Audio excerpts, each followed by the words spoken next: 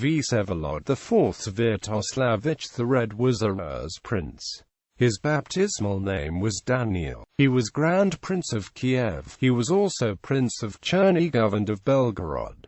He was one of the most successful senior princes of the Olgovichi. While he was senior prince, they for the first time established the rule over lands stretching from Halych through Kiev and Pereyaslavl to Chernigov. Architectural and circumstantial evidence suggests that he initiated building projects in Chernigov. He sent an artel to the town where it built the church of St. Paraskeva Pyatnisa between 1211 and 1214.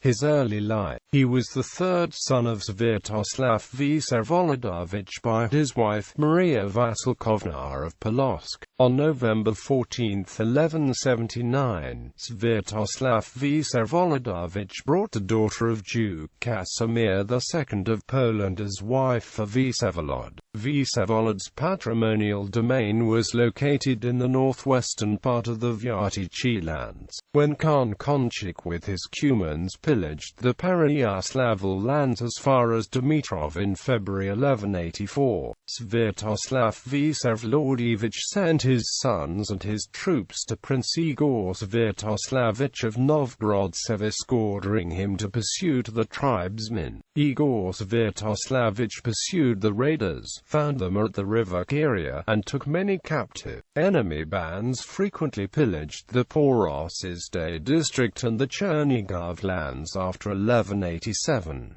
In 1192, Svyatoslav Vsevolodovich sent his sons to march against the Cumans. The purpose of the campaign was to plunder Cumanian camps. The Olgovichi ventured deep into the steppe, past Kursk into the upper reaches of the river Oskol.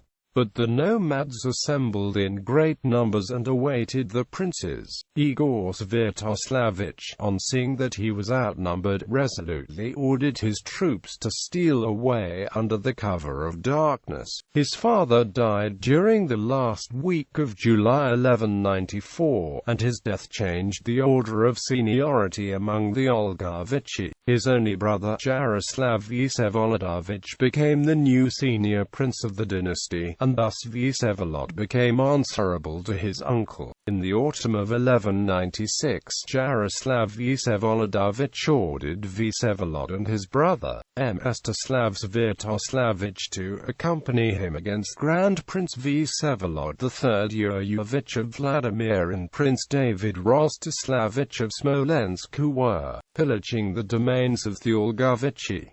Prince of Chernigov, and his struggle for Kiev. In 1201, Vsevolod's brother, Oleg Svyatoslavich, pledged loyalty to Grand Prince Rurik Rostislavich of Kiev, who had summoned the Olgovichi to campaign against Prince Roman Mstislavich of Halych. The latter, however, preempted their attack, and the Kievans opened the gates of the Podol to him. He forced Rurik Rostislavich and the Olgovichi to capitulate. On January 2, 1203, Rurik Rostislavich and the Olgovichi recaptured Kiev. Rurik Rostislavich avenged himself against the Kievans. The chronicler declares that his devastation exceeded that caused by all previous attacks. Rurik Rostislavich had no intention of occupying the town, but he could not leave Kiev without a prince for fear that it would return into Roman Mstislavich's hand. Accordingly, Vsevolod occupied the town. However, Rurik Rostislavich evidently appointed his ally to Kiev until he could settle his dispute with Roman Mstislavich and be reinstated. In February, Roman Mstislavich marched against Rurik Rostislavich. The latter submitted to him and to Vsevolod III Yurovich. Roman Mstislavich also advised him to ask Vsevolod Pereyaslavich to reinstate him in Kiev and promised to support his request. Consequently, the Grand Prince of Vladimir forgave Ryurich Rostislavich and reappointed him to the town, which forced him to sever ties with the Olgovichi. Some month later, however, Roman Mstislavich seized Ryurich Rostislavich and had him tonsured as a monk. Under the year 1204, a number of chronicles state that Oleg Svyatoslavich of Chernigov died, while others add that his son died with him. The chroniclers do not identify Oleg's successor at the time of his death, but later evidence confirms that his brother, Vsevolod, replaced him. We may assume that, with the demise of Oleg Svyatoslavich's family, Vsevolod appropriated his brother's domains along with the territories Oleg himself had taken from his elder brother, Vladimir Svyatoslavich. Thus, with the extinction of the lines of his two elder brothers, Vsevolod's family became the most powerful line of the Olgovichi. On June 29, 1205, Roman Mstislavich died, and two sons survived him, Daniil and Vasilko Romanovich. The Olgovichi marched to Kiev and met Ryurich Rostislavich, who had reinstated himself there. They made a pact to attack Halych.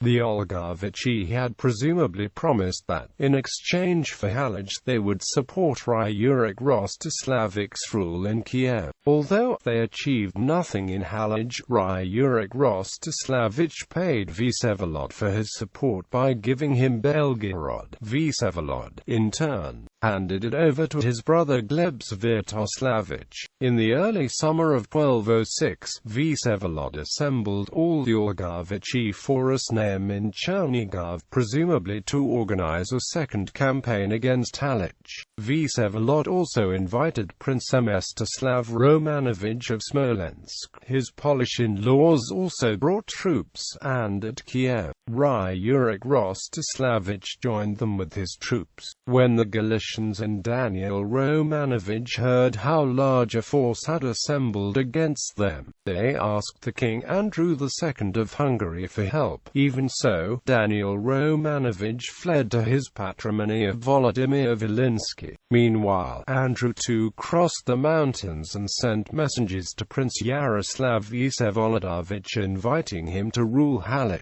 On hearing that the Hungarians stood poised for battle near Volodymyr Volynski, the Olgovichi dared not attack Halych.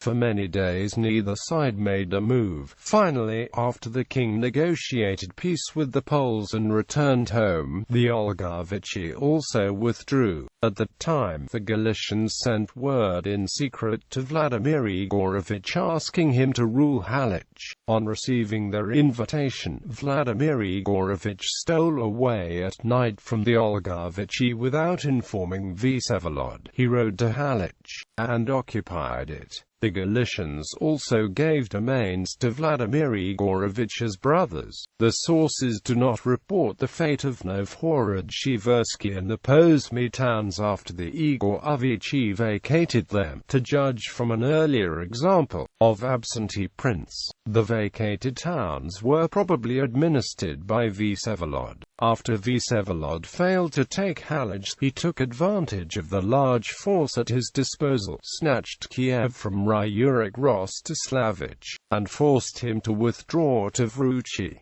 Vsevolod also sent his posadniki to all the Kievan towns. There can be no doubt that Vsevolod made generous concessions to the Rostislavichi to win the support. Ryurich Rostislavich's son, Rostislav Rurikovich, returned to Vyshgorod and his nephew Mstislav Romanovich of Smolensk seized Belgorod. Vsevolod, however, evicted Yaroslav Vsevolodovich from Pereyaslavl, and in September, he returned to his father in Suzdaliya. although his brother, Mstislav Svyatoslavich, was next in line for a major domain after his elder brother Gleb Svyatoslavich occupied Chernigov following Vsevolod's seizure of Kiev. Vsevolod bypassed his brother and gave Pereyaslavl to his son Mikhail Vsevolodovich. However, Ryurik Rostislavich, the erstwhile monk, was determined to regain control of Kiev. Consequently, soon after Vsevolod occupied the town, Ryurik Rostislavich expelled him with relative ease. This is not surprising because the troops that had helped Vsevolod to capture Kiev had returned home. His failure to barricade himself in Kiev also suggests that the townsmen deserted him, and he withdrew to Chernigov. At the beginning of 1207, Vsevolod marched against Kiev, but this time his attacking force constituted only his brothers Gleb and Mstislav Svyatoslavich with the sons. The Cumans came in the main to pillage. They pillaged around Kiev for 3 weeks but accomplished nothing and withdrew. Sometime in the summer of 1207, Vsevolod assembled his brothers, his nephews,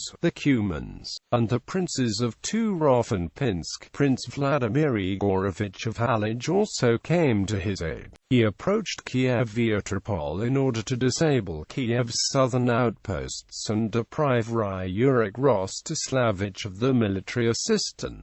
Outnumbered and outmaneuvered, Ryurik Rostislavich fled to Vruchi even before the Olgovichi reached Kiev. Vsevolod besieged Belgorod, where Mstislav Romanovich had barricaded himself, and forced him to flee to Smolensk. Next, he attacked Ryurik Rostislavich's nephew, Mstislav Mstislavich, in Torchesk. Mstislav Mstislavich put up such a valiant resistance.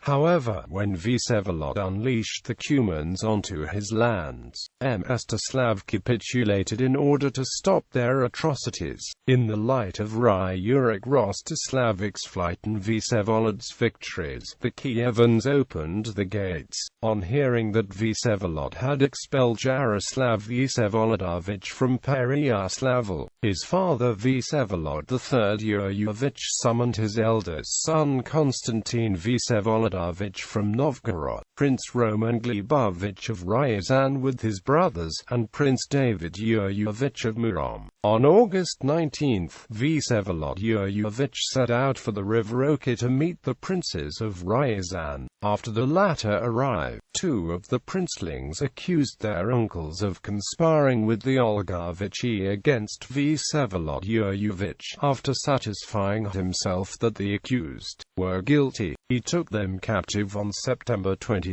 and carted them off to Vladimir. Then Vsevolod Yuryevich marched against Pronsk, where Vsevolod's son-in-law Mikhail Vsevolodovich was prince who fled to his father-in-law. On October 18, Vsevolod Yuryevich captured Pronsk and took Mikhail Vsevolodovich's wife captive. After devastating the lands of Ryazan, Vsevolod Yuryevich returned home without attacking Chernigov. When Ryurik Rostislavich learned that Vsevolod Yuryevich was devastating Ryazan, he rode post-haste to Kiev, drove out Vsevolod, and occupied the town. Vsevolod fled from Kiev with his wife and children. Vsevolod launched an attack against Kiev in late February 1208, but he accomplished nothing, and he must have derived some satisfaction from pillaging the environs of Kiev. However, Ryurik Rostislavich died in that year, and thus Vsevolod became the only claimant to the capital of Rus, and he occupied Kiev, Grand Prince of Kiev. During the winter of 1210, Vsevolod and all the Olgovichi sent Metropolitan Matvey to Vsevolod Yuryevich, who had been razing the towns of Ryazan, requesting peace.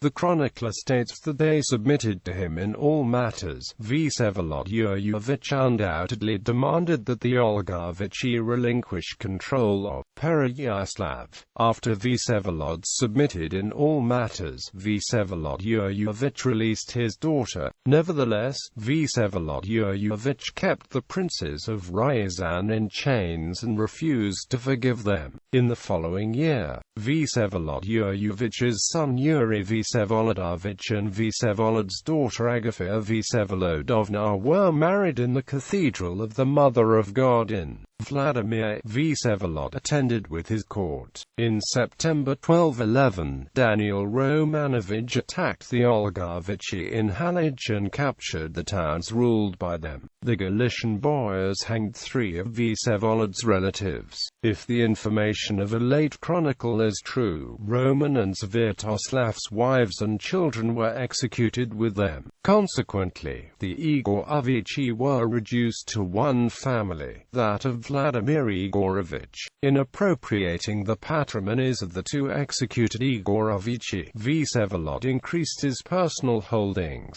The hangings in Halych were an unforgivable insult to the Olgovichi, and the ignominious murder of 3 of the princes called for unmitigated reprisals. At the beginning of 1212, Vsevolod waged war against the Rostislavichi. Surprisingly, he unleashed his wrath neither against the Galicians nor against Daniil Romanovich. Instead, he accused the minor Rostislavichi ruling insignificant domains in the Kievan land of killing his relatives, and expelled them. In June 1212, the Rostislavichi launched a major offensive against Vsevolod to reclaim the lands. In addition to the troops that Mstislav Romanovich mustered from the Smolensk domains, Mstislavich set out on June 8, with the Novgorodian militia. The attackers pillaged many districts belonging to the Olgovichi, beginning with Rechitsa, which shows that they came down the right bank of the Dnieper River. Vsevolod and his relatives confronted the attackers at Vyshgorod, but the Rostislavichi occupied the town. As the Rostislavichi pillaged the towns of the Olgovichi on the march to Kiev, the slow approach allowed the beleaguered inhabitants to warn Vsevolod of the advancing enemy. Accordingly, he had time to summon reinforcements, but the easy victory of the Rostislavichi suggests that they still greatly outnumbered the Olgovichi. Vsevolod fled from Kiev for the 3rd time and sought safety in Chernigov. Although the Rostislavichi pursued him, they failed to capture the well-defended citadel. After some 2 weeks, they succeeded only in setting fire to the outer town and in pillaging surrounding villages. As they passed their attack, Vsevolod died.